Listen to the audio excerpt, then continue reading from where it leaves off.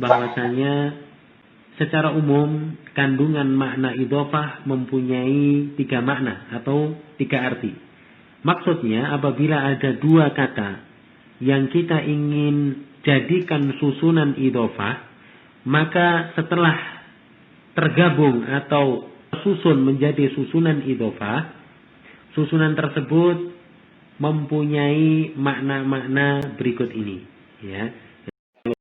Gabungkan itu mempunyai makna khusus, ya, mempunyai makna khusus. Nah, secara umum, ya, makna dari idhofah itu adalah kita sampaikan berikut ini, ya. Yang pertama adalah min, ya, mempunyai makna min, ya. Ada 2 kata, kalau digabung, disambungkan jadi susunan idhofah, ya, gabungan dari 2 kata tersebut itu mempunyai makna min, artinya dari.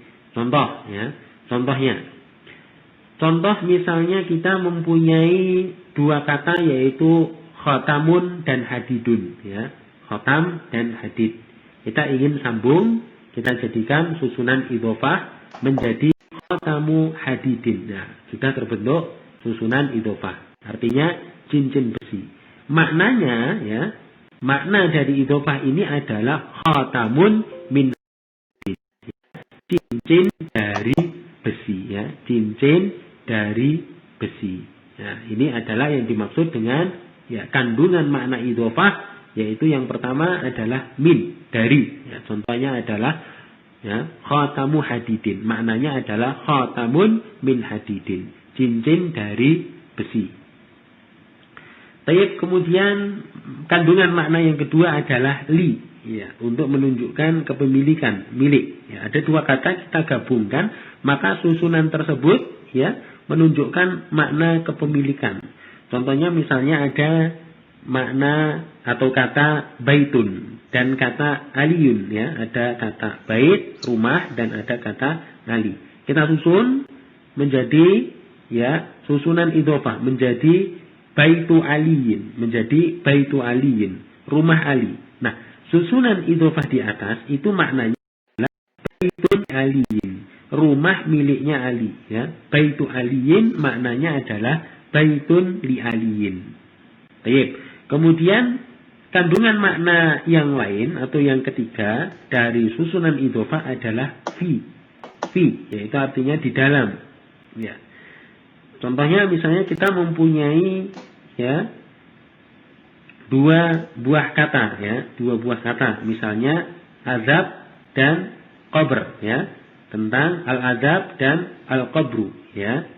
Kita ingin gabungkan, maka setelah menjadi susunan idhofah menjadi azabul qabri, azab kubur. Makna dari susunan idhofah ini adalah azabun fil qabri, ya, azab di dalam kubur. Nah, itu adalah makna dari azab al-qabr, yaitu azabun fil qabri, ya, azab kubur. Nah, itulah 3 makna yang secara umum menjadi makna-makna dari susunan idhofah. Yang pertama adalah min, dari, yang kedua adalah li, untuk kepemilikan, yang ketiga adalah fi. Jadi min lifi, ya, min lifi, ya. Min lifi adalah makna-makna dari susunan idhofah. Sekali lagi, min lifi, ya, min dari, li milik, dan fi di dalam. Ini adalah 3 makna yang secara umum merupakan kandungan makna dari susunan idhofah. Baik, itu adalah kaidah yang pertama. Kemudian faidah tambahan atau pelajaran tambahan dari idhofah yang dapat kita sampaikan di sini, bahwasanya apabila mudhof itu berupa isim yang berakhiran dengan alif, ya, mudhof yaitu berupa isim yang berakhiran dengan alif, dan mudhof ilaih berupa ya mutakalim, yaitu yang ngomong, ya, yang bicara, ya. Mudhof itu berupa isim yang berakhiran dengan alif dan mudhof ilaihnya berupa ya mutakalim, maka ya ditulis dengan harokat fathah, ya. Ya ditulis dengan harokat fathah, ya. Contohnya misalnya yadaya, ya, yadaya. Ini artinya yadaya itu kedua tanganku. Asalnya itu adalah yadani, ya, dua buah tangan, dan ya mutakalim, ya, artinya ku, ya, artinya aku, ya, ku, ya. Yadani dan ya mutakalim, ya. Karena yadani sebagai mudhof, ya, nunnya dibuang. Ingat, ya, nunnya dibuang karena dia sebagai mudhof. Sehingga bentuknya menjadi apa? Yada. Nah, mengingat yada berakhiran dengan alif, maka ketika diidhofahkan atau disusun menjadi susunan idhofah bersama ya mutakalim, maka menjadi yadaya, ya, kedua tanganku, ya. Contoh yang lain misalnya hudaya, ya, petunjukku. Asalnya adalah al-huda dan ya mutakalim, ya. Asalnya adalah al-huda dan ya mutakalim. Maka ketika digabung, ya, ya-nya kita harokati dengan fathah. Di sini al-huda, al-huda itu isim maksur, dia bukan huruf ya, ya, tapi huruf alif, ya, alif lazimah, ya, huruf apa? Alif lazimah, ya, artinya dia tidak bisa dihilangkan karena merupakan huruf asli, ya. Di sini tampak jelas ketika sudah digabung dengan ya mutakallim menjadi huda ya, ya, huda ya, ya. Ini adalah merupakan ketentuan apabila mudhofnya berupa isim yang berharokat akhir alif dan mudhof ilaihnya berupa ya mutakalim. Hudaya artinya petunjukku. Baik, kemudian ya contoh yang lain kita ambil contoh yaitu siwaya, ya, siwaya itu asalnya adalah siwa, ya, siwa dan ya mutakalim, ya, ya mutakalim. Ya mutakalim sekali lagi tadi kan untuk menunjukkan orang yang berbicara, ya. Dhamir untuk orang yang berbicara, ya, untuk mutakalim. Dhamir orang yang mutakalim untuk yang berbicara, ya. Kita gabungkan antara siwa dengan ya. Siwa itu artinya selain. Digabungkan dengan ya mutakalim, maka bentuk menjadi siwaya. Ya-nya diharokati dengan fathah, ya. Ya-nya diharokati dengan fathah.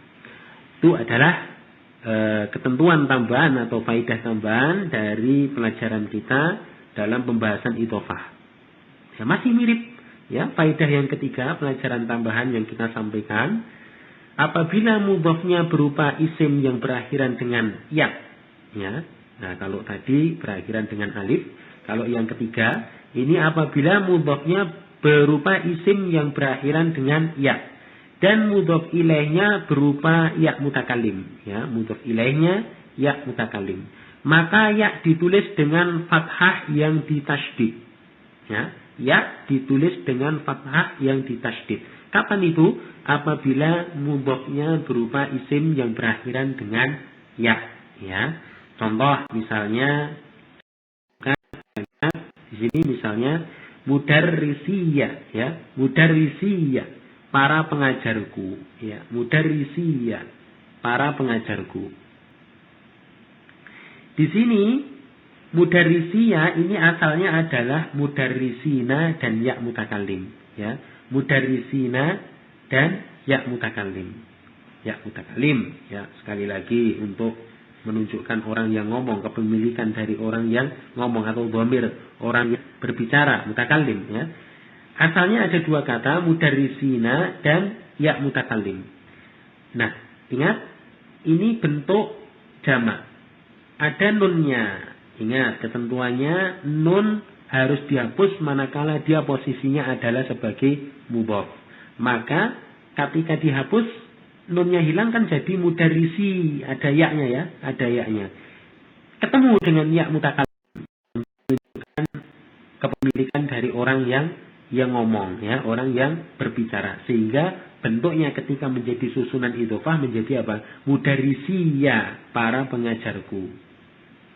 Contoh yang lain misalnya muhamiyah, ya, muhamiyah, ya, muhamiyah artinya pengacaraku, ya, pengacaraku. Asalnya adalah al-muhami dan ya mutakalim. Al-muhami ini isim mangkus, isim mangkus yang diakhiri dengan ya lazimah, ya.